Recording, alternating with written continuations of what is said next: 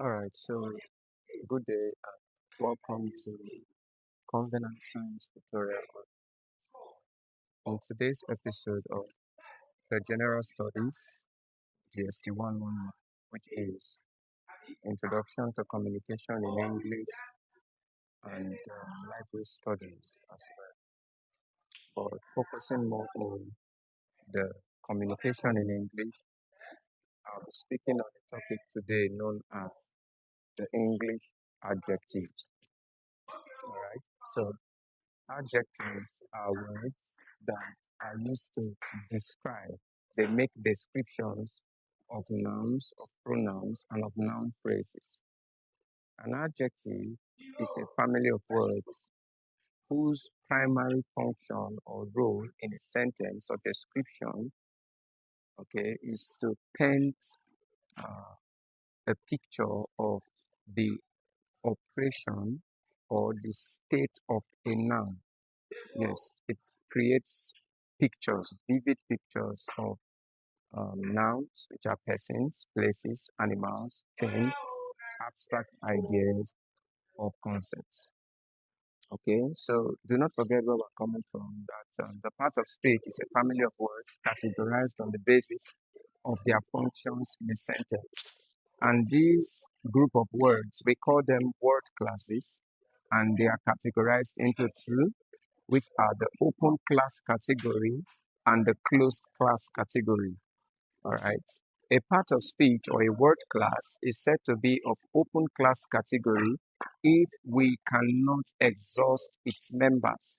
That is to say, every word belonging to that particular class of words, okay, every word belonging to that family of words or part of speech, all right, cannot be exhausted. We cannot know all of them for certain. So membership to that sort of word class is said to be open, hence the name open class category. We equally have the closed class category whose membership is limited or restricted to no members or words. For example, the English articles, which includes a, an, and the. There is no other article anywhere else. These are all the articles we have in the English language. So the article is a typical example of the closed class items or category. Excellent. All right. So as you can see on this part of the board, the open class category are four: the nouns, the verbs, the adjectives, and the adverbs. And they go by an acronym which can help us recall them easily. You either call the acronym VAN, as in VAN, but in this case, the A is double. All right, so meaning verb, adjective, adverb, noun. Or you can simply call it never, okay, which is noun, adjective, verb, and adverb. Very easy to remember. All right. The closed class category, on the other hand, we have members like the articles, we have prepositions, conjunctions, pronouns, determinants, modal auxiliary verbs, and interjections. All of these parts of speech mentioned can be exhausted. Hence, membership to this category is said to be closed. Now, let's talk about the adjectives. Like I defined, an adjective is a group of words whose primary responsibility is to describe. Now, what does an adjective describe? Very simply, the adjective describes a noun. Now, a noun could be a person, a place, an animal, a thing, an idea, or a concept. Adjectives equally describe pronouns. This is because in the use of English language, in the English language syntax, pronouns are used in place of nouns.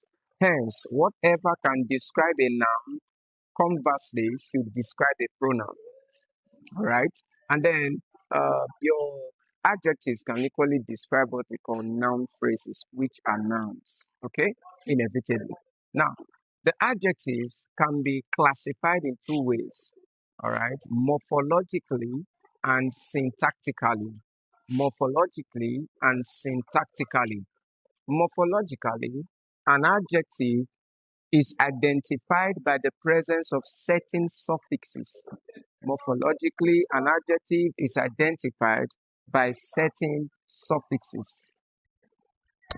Okay, so morphologically, adjectives are identified by certain suffixes, and these suffixes include number one, IOUS. Now, these suffixes are simply words that we add at the end of a root word, okay, to create a different meaning or to move that root word from one syntactic category to another. That is to say, we introduce suffixes after root words in order to change them from one part of speech to the other.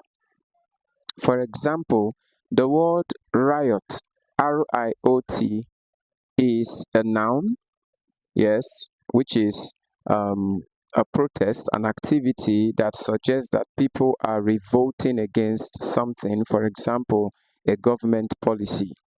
Okay, that same riot functions as a verb, to riot. That same riot, if we introduce a suffix such as OUS, we will have a new word known as riotous, which is an adjective.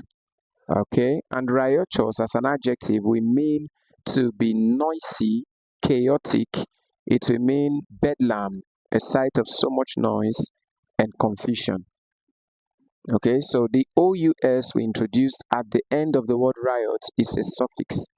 We equally have words that we can introduce at the beginning of a root word. Such words are called prefixes. They have their place in the English language vocabulary and syntax, respectively. All right, but for the focus of this study, I'll be talking on the suffixes that help us know if a word is adjectival. And number one, I said IOUS. Okay, so words like contagious, you see that now? That's an adjective because it ends with IOUS. Okay, the second suffix we have is EOUS. For example, a word like courageous. The third suffix we have is UOUS. For example, a word like conspicuous, arduous, strenuous, and so on. The next suffix we have is what we call OUS. In a word like amorous, porous, pious, and so on. We equally have suffixes like ABLE, words like unbelievable, adorable, conceivable, achievable, etc. We equally have a suffix we call IBLE, words like intelligible, incorrigible, negligible. These are all adjectives. We equally have FUL, words like playful, careful, and so on. All right, all these suffixes help us identify adjectives. This is what we call morphology, classification according to morphology. And morphology simply means form, the form of a word. You see that now? Excellent. Now, adjectives can equally be classified in terms of their degrees. Adjectives can be classified in terms of degrees, okay? And when we talk about classification according to degrees for adjectives, there exists three important adjectival degrees that one must note. Number one, we have the positive degree. Number two, we have the comparative degree. And number three, we have the superlative degree. Okay, so the positive degree is the degree of the adjective that is employed for descriptive purposes, such as the house is big. So the word big is a positive adjective. Positive not because it has a positive meaning, no, that is not why it's called positive. It's called positive because we use it for description. Yes. Now, The comparative degree, which is the second degree, is that degree of the adjective that is used to compare with exactly two things, that is, two nouns or pronouns. And usually, comparative adjectives are characterized by the presence of a suffix we call er, as in the word bigger, sooner, lovelier. You see that? Funnier, deadlier. So er is the suffix that helps us identify comparative degree adjectives. And don't forget, comparative degrees are employed when we want to compare between persons, that is, with exactly two persons, places, or things, or even two ideas. For example, my house is bigger than yours. Her car is costlier than ours. Your church is larger than theirs. All these are comparative degree adjectives. And as you can see from my examples, they are used to compare with exactly two nouns. You see that? Excellent. The superlative degree, on the other hand, is that degree of the adjective that simply is for comparison among persons. That is to say, it shows comparison when we have more than two persons involved. Okay, and it is characterized by the presence of a suffix that we call est. So when I have big as positive, comparative would be bigger, and then the superlative form becomes biggest. Okay, so big, bigger, biggest, large, larger, largest, funny, funnier, funniest, bloody, bloodier, bloodiest, and so on. Very easy to learn. Okay, now apart from the addition of er and est to form comparative and superlative degrees respectively with adjectives, you must also note that not all adjectives can take er in their comparative and est in their superlative. Some now take what we call more and most to form comparative and superlative degrees respectively. For example, an adjective like beautiful cannot take er to form what we may call beautifuler, or est for superlative to form what we call beautifulest. All these will be wrong. Okay, instead, it will attract more, as in more beautiful, and then for its superlative degree, it will attract most, which we call most beautiful.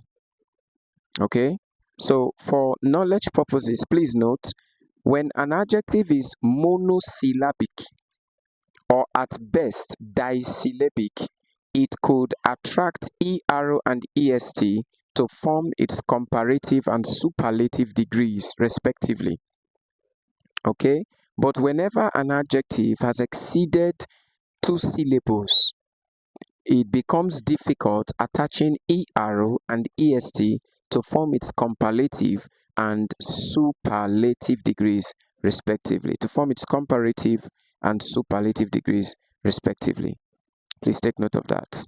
Okay, so do not forget classification according to degrees for adjectives. We have 3 degrees: the positive degree, which is strictly for description, the comparative degree, and superlative degree, okay, of which the last 2 I just mentioned are strictly for comparison.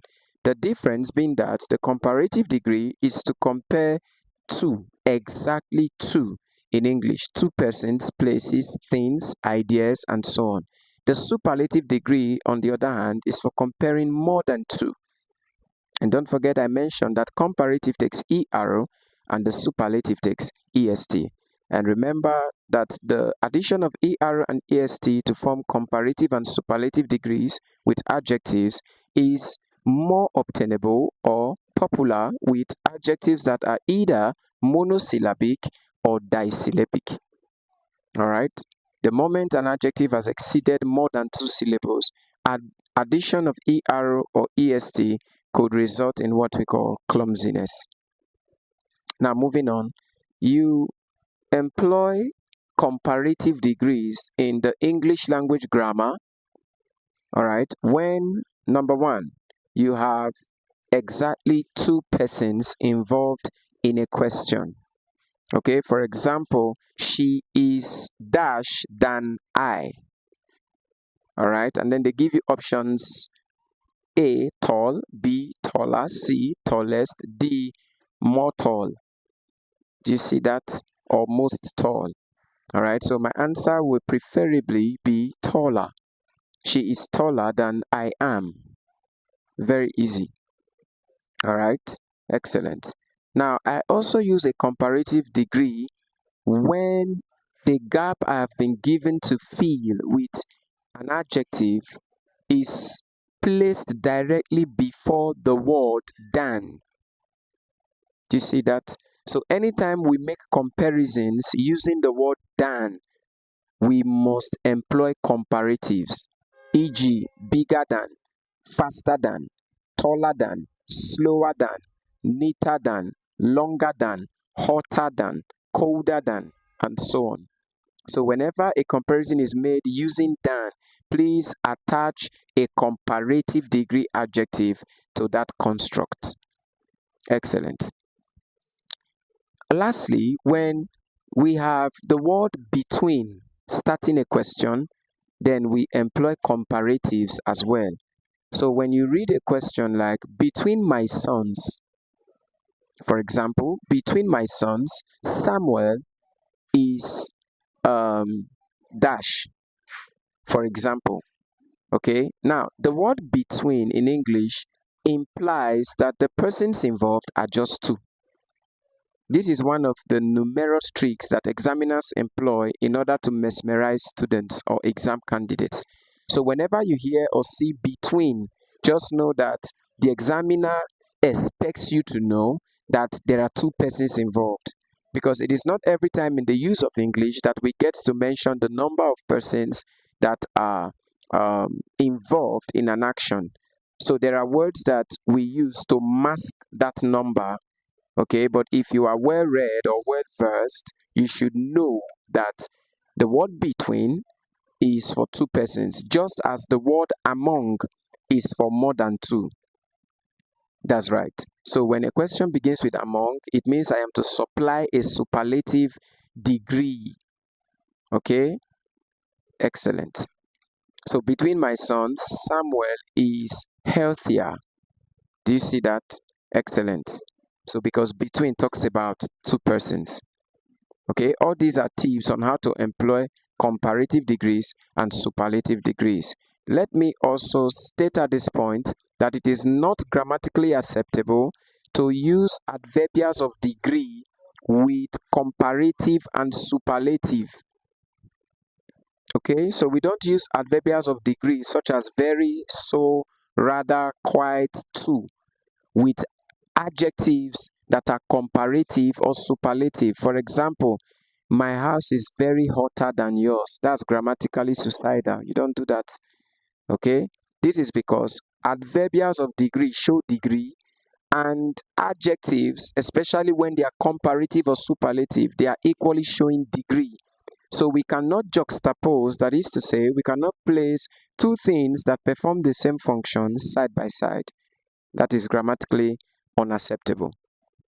So it's either you use the comparative and superlative degrees as they are, or if you are to introduce an adverbial of degree such as very, so, to, rather, quite, you use them strictly with the positive degree. Okay, so my house is very hot. You see that? Very hot. But there is no construction or no statement or no grammatical construct such as my house is very hotter than yours. No, that's grammatically unacceptable. All right. Also, I'll state at this point that we do not use more, more, with comparative adjectives that end with er. More better, more faster, more taller, more neater. These are wrong. We don't do that in the use of the English language. Okay? Because the word more in itself is comparative. Yes, it is the comparative form of the word many. Yes, many, more, most. You see that? Excellent. So I don't give more to comparatives that end with er. And I don't give most to superlatives that end with est. For example, today is my most happiest day on earth. That is a very wrong statement. Most happiest is unacceptable. What then do we do, Mr. Techno? It's very easy. You give most to the positive form. Yes, instead of saying today is my most happiest day, I say today is my most happy day. Instead of saying I feel more better, I would rather say I feel much better. Do you see that now? Or I feel better. Yes, but never more better. Please take note, all of these rules will help to improve your usage of the English language. I hope we are learning. Excellent. Now, back to where we're coming from. I said that adjectives can be classified morphologically and syntactically. Morphologically, in terms of their forms, we made mention of suffixes, and then I made mention of what we call degrees. Excellent. Let's take a look now at the syntactic classification of adjectives. Syntactically, adjectives can be grouped into what we call types based on their roles. So number one, an adjective that describes will belong to a type of adjective called descriptive. In the descriptive adjective category, we have qualitative adjectives, that is, adjectives that denote quality. They are present in this category. It could be the quality of good looks or bad looks, such as beautiful, ugly, handsome, cute, attractive, and so on. It could be the quality of brain power, such as intelligent, clever, smart, astute, brilliant, and so on. Even the word we call dull or unintelligent. All these are adjectives showing us the quality of the brain or the mindset of an individual. Okay, we equally have qualitative adjectives which refer to cost, how expensive or cheap a noun is. So we will have adjectives here like cheap, okay, cheap, we have costly, we have expensive, we will have okay, and so on. I can't place my hands on many examples right now, but at least I gave us some and we can walk around that. All right, so wherever the matter or the case study is quality, we use what we call descriptive adjectives.